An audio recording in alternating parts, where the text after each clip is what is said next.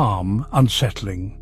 The room was pitch black, an oppressive darkness that seemed to swallow everything whole. Not a single sliver of light dared to penetrate the heavy curtains. Rain hammered the window, each drop a tiny fist against the glass, a relentless assault. The sound was deafening, a constant drumming that vibrated through the walls. Thunder rumbled in the distance, a low guttural growl that promised more to come. The air crackled with an unseen energy, a palpable sense of foreboding. A phone buzzed on the nightstand, a jarring intrusion into the symphony of the storm. Its screen flashed an unknown number, a beacon of unwanted attention in the inky blackness. The digits glowed with an eerie luminescence. Mia pulled the covers tighter, seeking a futile comfort in the soft fabric. Heart pounding, a frantic drumbeat against her ribs, trying to ignore it, to shut out the insistent call and the growing unease that coiled in her stomach. The buzzing stopped, a brief respite that offered a sliver of hope. Then started again, louder, more insistent, a demand that couldn't be ignored. Anxiety spiked, a cold wave washing over her. What if it was an emergency, a loved one in need?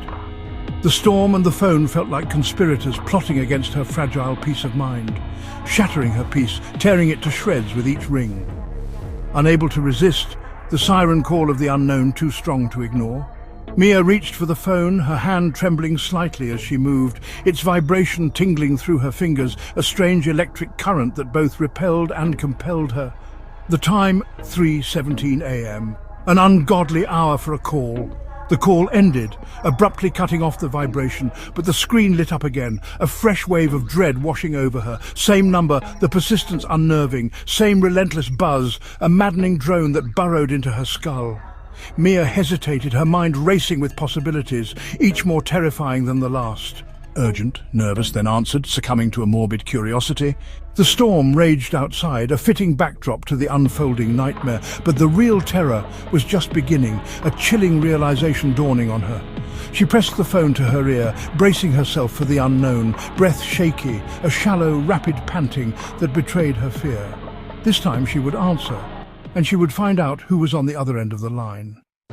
The late-night silence was shattered as Mia's finger slid across the screen, the cool glass a stark contrast to her suddenly racing pulse.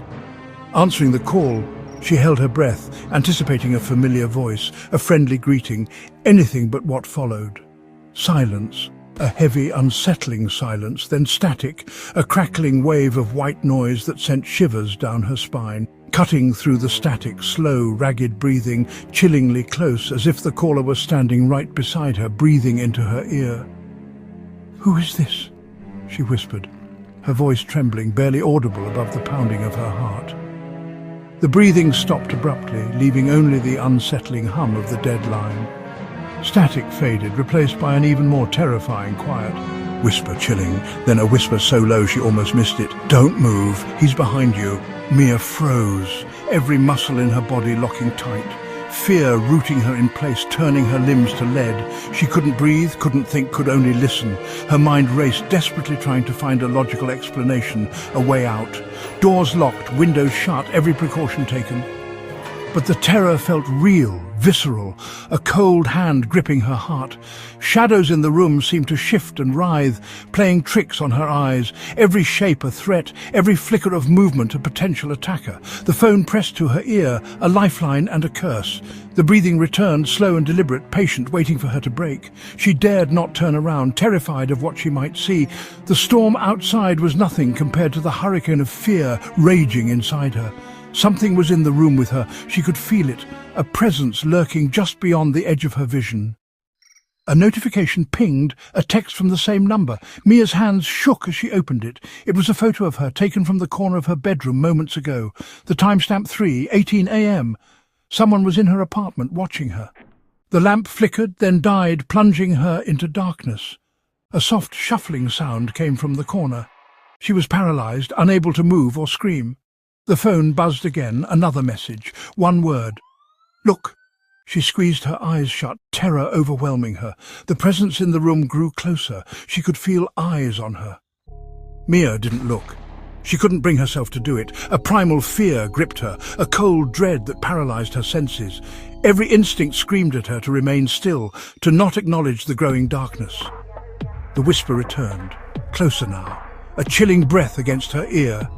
It slithered into her mind, a venomous promise of something terrible.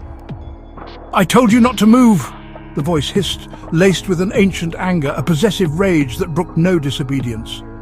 A gasp escaped her lips, a thunderclap rattled the windows, and then an unsettling silence descended, heavy and absolute. The phone clattered to the floor, the screen cracking on impact, a final desperate connection severed. The call was still connected, an open line to nowhere, her ragged breathing echoing in the empty room, a chilling testament to her final moments. Dawn crept in, painting the room in pale light, revealing an empty bed, the sheets tangled and undisturbed, a silent story of a night gone wrong. A vacant chair, a silent witness to the horror that unfolded, and a cracked phone, the only evidence of her desperate struggle. No sign of struggle, no forced entry.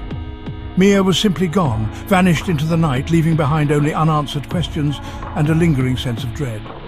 Whisper, warning. Let this be a warning! When an unknown number calls in the dead of night, especially when it's an unfamiliar number, don't answer. Resist the urge, no matter how strong the curiosity. Remember Mia, the whisper, a haunting echo of a life stolen, the picture, a faded memory, the empty chair, a symbol of loss. If your phone rings at 3:17 a.m., that unholy hour, turn it off immediately. Don't hesitate, don't question, just silence it.